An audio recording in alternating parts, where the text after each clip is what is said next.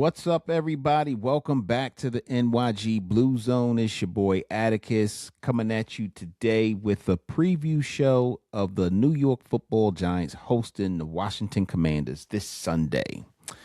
So neither one of these teams is fighting for a playoff position. In fact, some people have argued that this is the toilet bowl, and they're just playing to see who gets the better draft pick. But I'm for one, I don't believe that. I don't believe that either one of these teams, their players, their coaches are going out there with the intent to tank the season. And honestly, the Titans didn't do the Giants any favors by winning that game last week. Good for them, though. They finally won another game. But the Giants right now, they hold the number one pick in the draft, but I don't think that's what's motivating these players when they go out on the field this week. In fact, if Joe Shane's our general manager, it probably doesn't matter to us anyway. I don't care where we land in the draft. I would rather have the draft capital trade down and get more picks as opposed to having the number one pick in the draft, particularly when we already got our starting quarterback, franchise quarterback. We've got a good running back room. We've got some good pieces on defense. I think that I would much rather have more swings at the bat, more draft picks than the highest draft pick. So I don't think the players are really motivated by that. I think there's a lot of fans that's on team tank. I'm not a team tank guy. I'm a team win guy. And I hope that most of you are too, but I don't think that that's going to play into the game plan going into this game this week. But there's a lot of storylines that came out this week too. Storylines and things that have happened that's going to affect us now and in the future.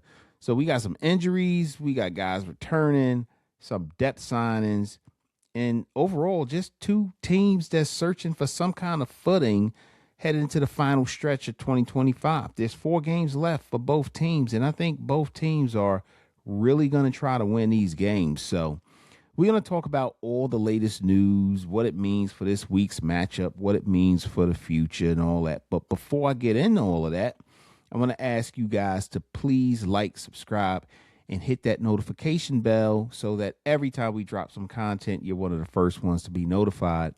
And guys, we are almost at 1,000 subscribers. So it's pretty cool that so many people have decided that we're one of the places that they want to go to get some content on the New York Giants. So we appreciate that. We appreciate all the engagement. And keep it coming. Keep the comments coming, no matter if it's good or bad. I like to hear and try to respond to them all. So I appreciate you guys for that. So let's start off with the Giants side of things because there is some movement. Darius Moussaou is returning from injury.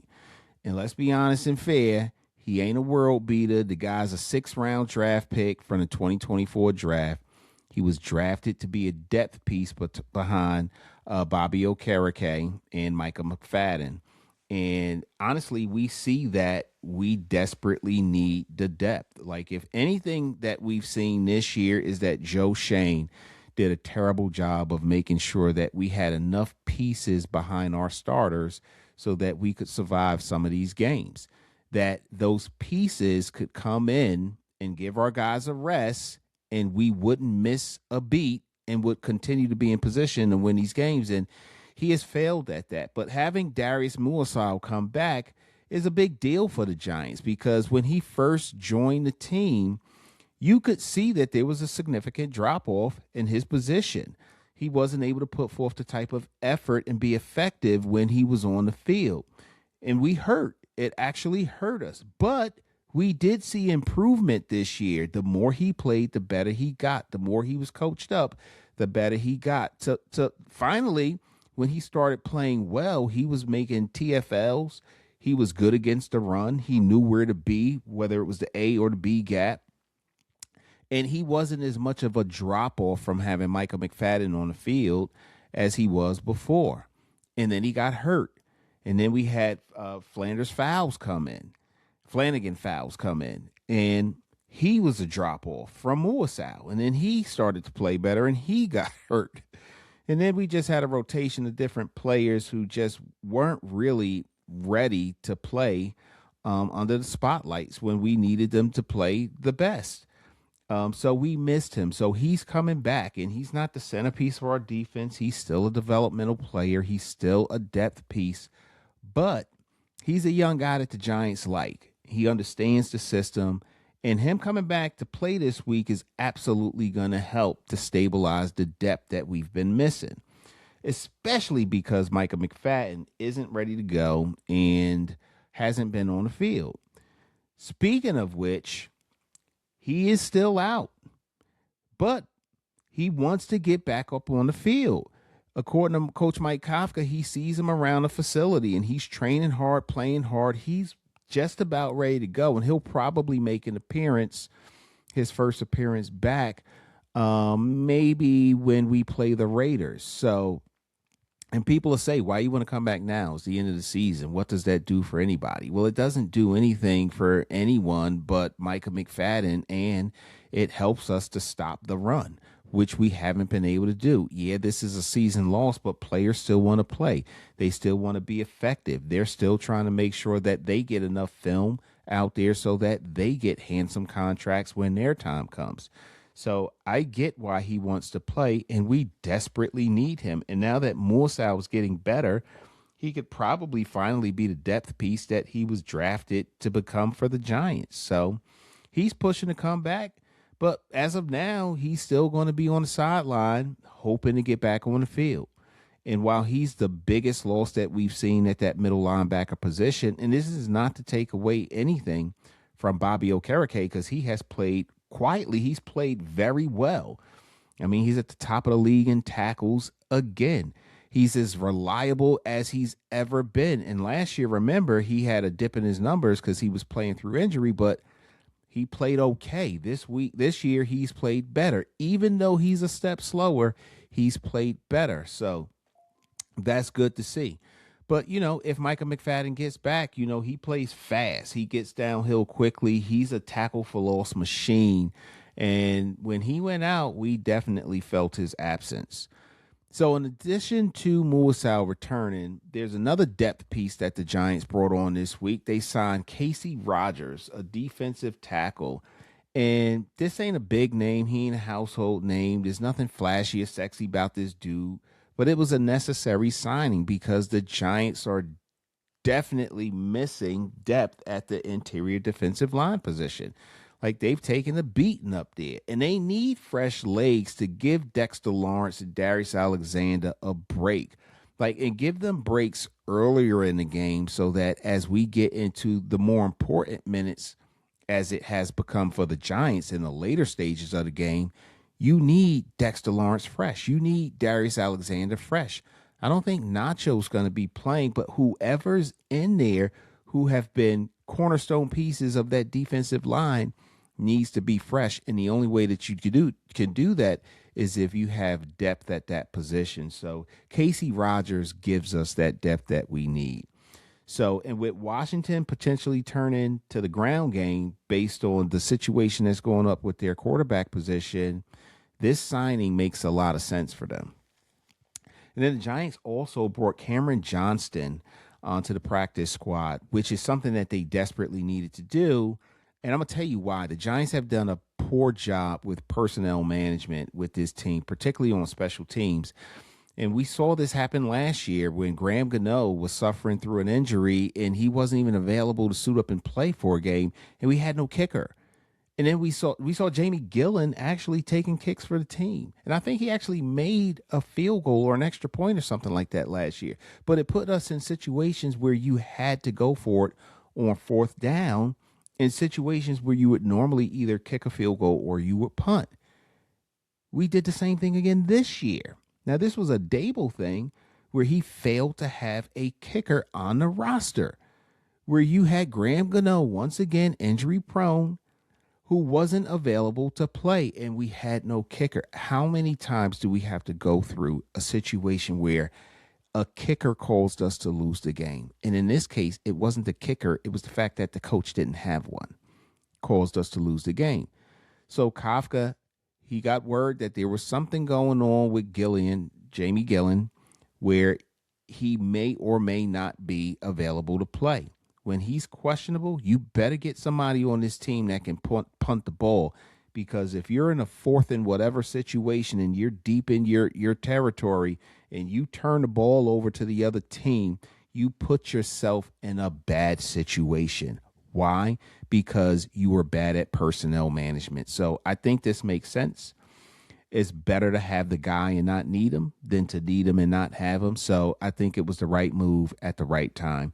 And it shows that you can handle some of the basic decisions that comes with being a head coach. So these late season roster tweaks, they just tell you how fragile the margins are, how fragile our depth situation has become. And special team mistakes, they can flip a game. So it's best that the Giants did this to protect themselves. So I do want to start talking a little bit about the Commanders and Zach Ertz. He has got an ACL tear and he is out for the season. And I watched that happen in real time, and it was hard to look at. And honestly, I didn't watch this entire game because it was a shit show. The I don't know how you let the Minnesota Vikings, with probably the worst quarterback in the National Football League, dominate you the way that they did. But their defense showed up, and the Vikings defense showed up, and they came to play. They played well. And one of the plays resulted in Zach Ertz tearing his ACL, where his leg bent in a way that legs aren't designed to bend. And it was hard to look at. And you knew immediately when Zach Ertz took that hit and the way his leg went that he was done. And I felt for the guy. I felt for the player. I don't, as much as I don't like any of the NFC East teams outside of the Giants, obviously, I don't want to see their players get injured because these are still people, but I'm also not going to miss Zach Ertz this Sunday because I don't care if he's been in a Commander's uniform, a Cardinals uniform, or an Eagles uniform. Time after time, he has found himself or put himself in the right position to make the right catch, to move the chains or score a touchdown against my Giants, and he's been a pain in my ass. So that's a huge loss for Washington. He's a big part of their playbook, and he's one of the few veterans who honestly kept that offense moving. Scary Terry was held to minimal yardage. I think he led the team with yards last week with like 41. They just had a bad outing as a team. But Zach Ertz, he's a weapon on third downs in the red zone. And he was able to help set up Jaden Daniels to have a nice soft landing into the NFL. When you got a target as reliable as Zach Ertz has been, that's hard to lose that guy. So, and then the biggest thing that came out of Washington is probably the injury to Jaden Daniels and his elbow, and should I say the re-injury of the elbow. And I gotta say, Washington, I don't understand what they do over there, their personnel department, their coaching staff, their medical team. I don't know why they seem to be that organization that puts quarterbacks in unnecessary high-risk situations. We saw it with RG3 when he injured his leg, similarly to the way that Zach Ertz injured his, and he stayed on the field and continued to play the game even after having a conversation with the coach, the trainers, and the medical personnel. They let him go back out there and play, wrapped his leg up, sent him back on the field, and created more damage to an already damaged leg. Now, there's a difference between playing hurt and playing injured. They sent him out there playing injured, and I would dare say it ruined his career because the whole trajectory of his style of play was altered based on he's dealing with a bum knee now. He was not the same player after that. Usher in Jaden Daniels. I watched that play with his elbow being bent in the wrong direction too. And I knew when I saw it, there was some tear, some ligament damage. There was something that was seriously injured in that man's elbow. It's not his throwing arm, but it's still a part of his body that he's always going to be conscious of while he's on the field, making sure he doesn't take a hit in that direction. The way he falls is going to be altered.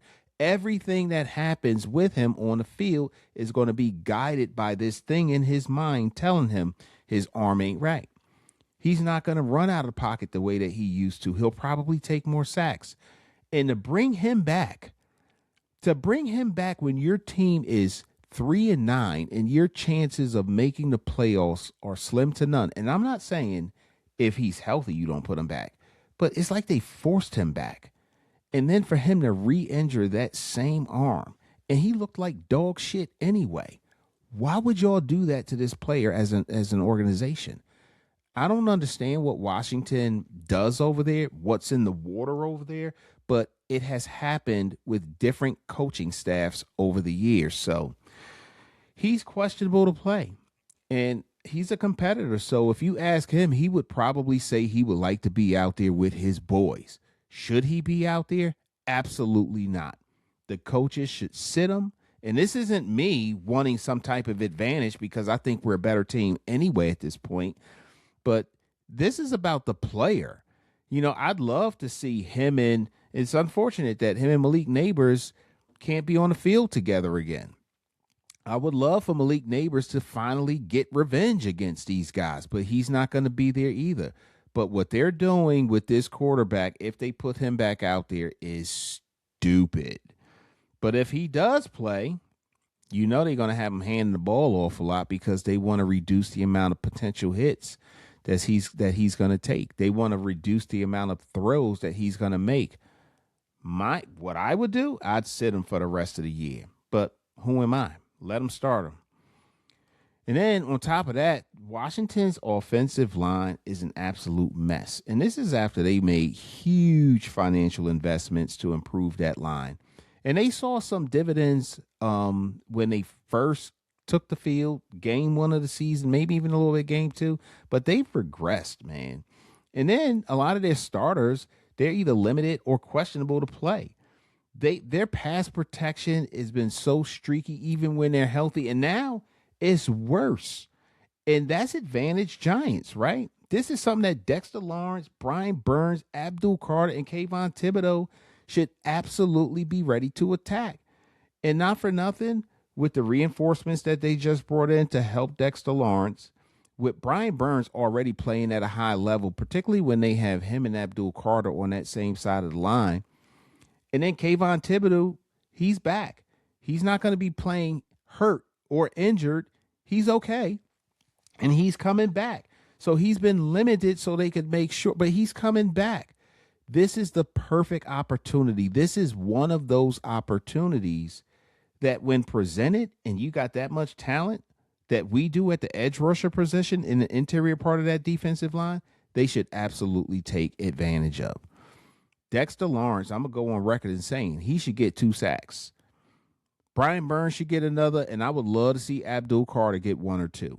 And I think Kayvon is due as well. I mean, he's been away, so he might have a little bit of rust, but Brian Burns, Abdul Carter, and Dexter Lawrence should have a field day. And it was nice to hear the coach say that Abdul Carter has made some what seems to be mental changes, and he's maturing in a little bit of a way where, first of all, he didn't get in any trouble this past week, which is good, but he seems to have gotten the message, and that's good. That's good. In the season that's lost, let's see him take advantage of these opportunities. So let's talk about the actual game plan, because I think even in a tough season where we have been just riddled with injuries and unbelievable collapses to finish games, they can still win this game. The game plan really needs to be to pressure the quarterback. And I don't care who it is. If they got Mariota in there or if they got Jaden Daniels in there, they're going to lean heavily on their running game. But when those situations come, when the Giants put them in second and third and long, get pressure on that quarterback. And don't just settle for pressures like get sacks, get pass deflections, tips. Do everything you need to do to make it extremely uncomfortable for Washington's quarterbacks and create opportunities on defense. And if Daniels is playing Hurts, you got to heat him up early. Make him throw that ball using that compromised body that he's working with. If he don't play, it doesn't matter. Mariota is not going to beat you with his arm. He's not going to beat the Giants. His first year, I remember watching his first game As a professional, Marcus Mariota threw 4 touchdown passes. He looked good, but then he looked like dog shit in every game after that. He's had flashes, but nothing that has made an NFL franchise say that this is our guy. Nothing. He is not the guy. You know, he's a below average game manager type of quarterback. He did have a good game this year, but Drew Lock had a good game last year. So that tells me nothing about him. It didn't sell me on him at all. You know, even a broken clock is right twice a day. That's what Marcus Mariota is and has become. So I'm really not afraid of him, and nor do I think the Giants should be. And if they have the right game plan, they can beat them. You know, they need to stop the run. They need to be disruptive in the middle of the field. You don't have a Zach Ertz coming in there sitting in those voids. Bring a safety down. Give some help cheating to that A, that B gap, right? They need to be confusing on defense. They need to pack the line and then drop people back into coverage so that the offensive coordinator doesn't know where the blitz is coming from. You know, Kingsbury's done a really good job with this offense, particularly last year. I mean, he had those guys looking dynamic, but they're dealing with some injuries. They're dealing with different pieces. They're in a situation where they're scattered and frazzled. Take advantage of it. Have the linebacker sit in and be in the right position on those short routes. Have those safeties cheat up. You know, have some disguised coverages. Like I want to see Bullen get really creative. They don't really know what to expect from him. And I think that he had a tough task going up against the New England Patriots last week. But this week he's going up against a much lesser opponent. Get creative. Throw some spice in there. Have these guys guessing. Trip them up as many times as you can. And like I said before, stop the run, right? Like if you stop the run, put them in a lot of second and third and long situations, that is prime opportunities for Abdul Carter, Brian Burns, and Dexter Lawrence and Kayvon Thibodeau. That's why we got those guys here, right? So you get these teams in these situations where you could just tee off at the quarterback and get to the quarterback.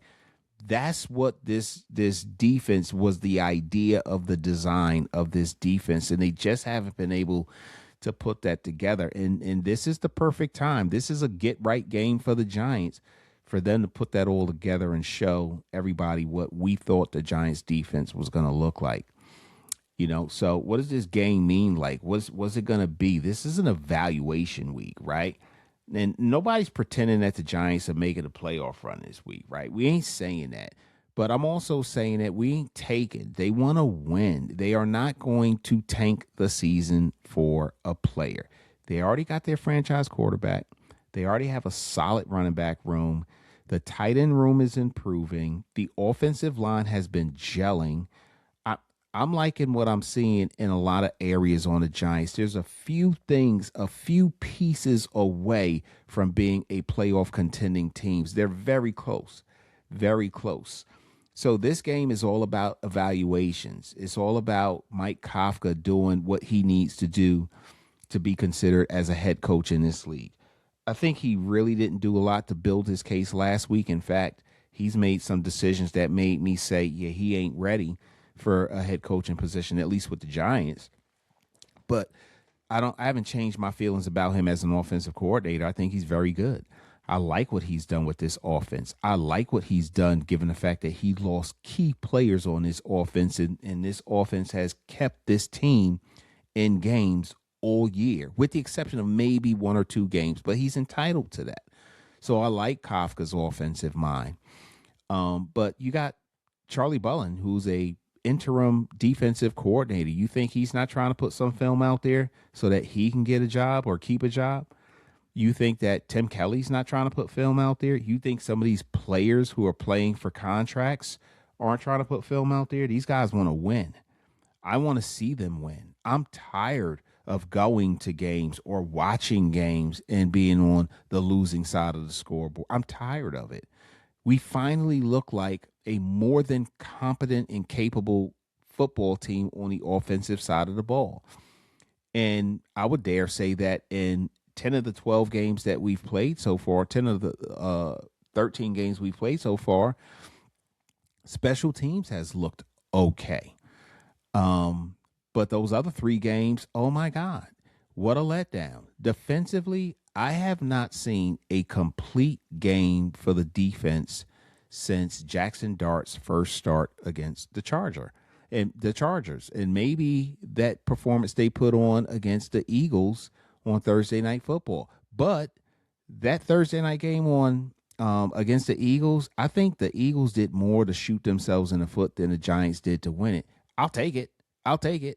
But I think the Eagles really self-destructed during that game more than the Giants beat the crap out of them. So yeah, I think that's what this game means for the Giants. There's a lot of evaluation going on. There's a lot of character building going on.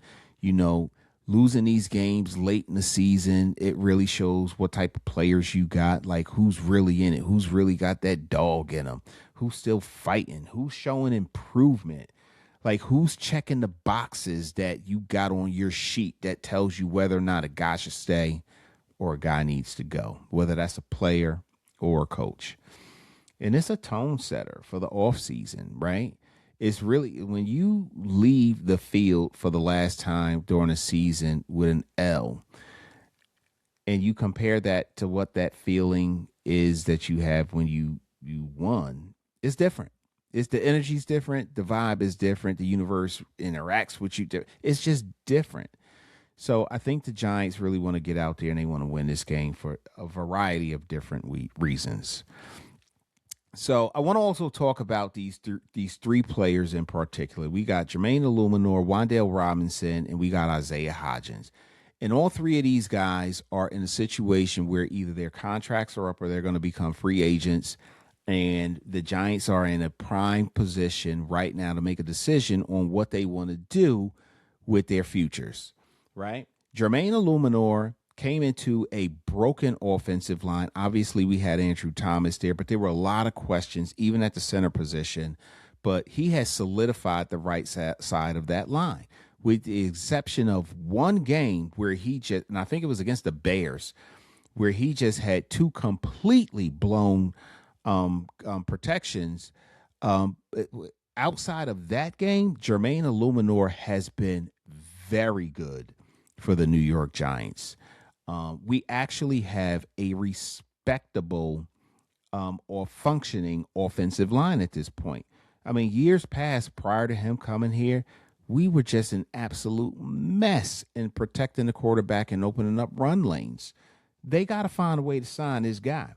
And I don't care. And I remember when he was signed here, he said all he wanted was a 2-year deal because he wasn't sure that the Giants was where he wanted to stay. He wasn't sure if they were going to have the right pieces in place because he wants to win. I think he wants to be here. I think the Giants need him here. I think they need to lock him down now. With him on the right, and you got Andrew Thomas on the left, John Runyon's played well. Michael Schmitz Jr. is finally playing well. And then you got GVR, which these guys, GVR, I really don't know. I mean, he's a veteran. He's been decent, but I really thought that when you had Evan Neal move into guard, that might have been a way to salvage his career. But I like what Carmen Brazillo has done with this unit, the cohesion that they've developed. I like Mbo. Mbo, I think, is going to be a really good swing tackle. I think initially drafting him was with the anticipation of replacing Illuminor, but I like what they have. I like the coach. I think they should sign this guy and keep it going. Wan'Dale Robinson, if I need to explain to anybody who's watching this podcast why we need to extend Wan'Dale Robinson, then you really don't understand football. They said this guy was too short. They said that this guy could not get downfield. They said he wasn't good for the long ball. This guy has delivered. He's the leading receiver in catches and yards for our team this year, and he has earned his reception. The guy is tough. He takes big hits, and when you look back at his story and how he arrived at the NFL, how he got here, you'll understand the amount of grit and determination, or why he has the level of grit and determination that he has. I like Wan'Dale Robinson. He's good. Ever since he returned from that ACL tear a couple of years ago, he has bowled and bowled hard. One of the most reliable pieces that we have on offense. He's New York Giants homegrown. You need to keep that guy. You don't let him walk like you did with Leonard Williams, like you did with Saquon Barkley, like you did with Julian Love, like you did with any of these other players, Xavier McKinney, like you did with any of these other players that went on to have really good careers in other teams. You keep this guy. And I don't give a shit who the general manager is going to be. I don't give a shit who the head coach is going to be. You should keep both of these players. In fact, introduce Isaiah Hodgins, where Isaiah Hodgins is an interesting piece because I don't know why the Buffalo Bills didn't find a place for him, because I think he could be a solid number 3 on that team, or the San Francisco 49ers, particularly when they got rid of Deebo Samuels. I thought, why wouldn't you keep Isaiah Hodgins? He's very reliable. But on the Giants, he would be a solid number 2. In fact, in many games, I think he played better than Darius Slayton, and I like Darius Slayton. But every time Isaiah Hodgins has come to the New York Giants, he's done nothing short of deliver, and deliver in times and ways that you need him to. If nothing else, he's a solid depth piece. Why you would ever move away from keeping Isaiah Hodgins on this team is beyond me. The guy bowls hard. He brings good energy. He's reliable. He's a good route runner. He's not the fastest, but in every other category of where you need a receiver to check a box, he's done that. And it would be inexpensive to sign him for a couple of years. I'm not saying 3 or 4 years. Sign him for 2 years. But the guy has played himself into a contract. You know, I really like all these guys. I think regardless of who the general manager is, regardless of who the head coach is, whoever the offensive coordinator is, and the defensive coordinator for that fact, you need to get deals done to keep these guys in New York Giants uniforms. That's my perspective. The last thing I want to talk about is Brian Cox, the Giants defensive line coach. He got terminated last week, and there was some type of disagreement with Brian Cox in his seating arrangement, along with some of the other coaches on the flight back from the game from New England the other day. Brian Cox took exception to being told, along with the other assistants, that they're going to be seated towards the rear of the plane instead of the front of the plane, which is where they historically have sat. And when the seating arrangements were changed, he had a problem with it. He had a big problem with it. And he just kept chirping. And I guess Mike Kafka took exception to him continuing to chirp, even though you're one of the reasons, your unit is part of the reason why they've lost so much. In fact, in the most recent game, the flight they're coming home from, y'all gave up 30 points in the first half. Maybe that was the nail in the coffin for Kafka. Maybe he was like, that's it. You got to go. You talking all this shit and you ain't even doing a good job. You got to go. I don't know. Do I care? No, I don't care. If it were Carmen Brasillo and he was yapping about that, I would probably take exception. Brasillo's delivering. And I'm not saying that if you are a coach who is not delivering, then you deserve to be fired because of where your seat is. But when you chirping about it and you making all that noise, and you were part of the reason why I'm stressed the fuck out right now as the head coach, I'm not mad at it. There is no part of me that feels like Mike Kafka was wrong for firing this guy. I will say this. Mike Kafka did enough for me in that game to say, yeah, he probably just decisioned his way out of being a head coach in this league for me. But terminating Bowen, I'm good with it. I'm good with both of those decisions. So we'll see how that goes and how that whole thing plays out. And do I think he's going to be a head coach in this league? I don't know. I think the last 4 games of the year could probably change some people's minds. He could probably come up with some dominating performances that'll at least make me want to take another look. I don't know that I'm on the team Kafka head coach bandwagon or anything like that, but I'd take another look. That means nothing for Joe Shane. though. I don't give a fuck how well we win to close out the season. Joe Shane got to go as far as I'm concerned. But Kafka, I don't know. But Dan Duggan, he reported that, it was all about a plane ride home. And I don't have any reason to doubt that Dan Duggan's reporting is inaccurate. I just really don't give a shit that Brian Cox is no longer a coach for the New York Giants. Hopefully he lands somewhere else and don't complain about where he's seated on a plane or a bus or a train or whatever. But it's really a non-news situation as far as I'm concerned. But that's it for me today, everybody. Don't forget to like, subscribe, and hit the notification bell so every time we drop some new content, you're one of the first ones to be notified. And we're getting close, guys. We're almost at 1,000 subscribers. TikTok, we got a ton of subscribers. So we're doing really well, and we appreciate you guys. I know you could be doing anything else, watching any other podcast, but the fact that you watched ours, we really appreciate that. So thanks again for coming. Thanks again for joining. Go Big Blue. Yeah, a lot of girls probably crying from my old high school.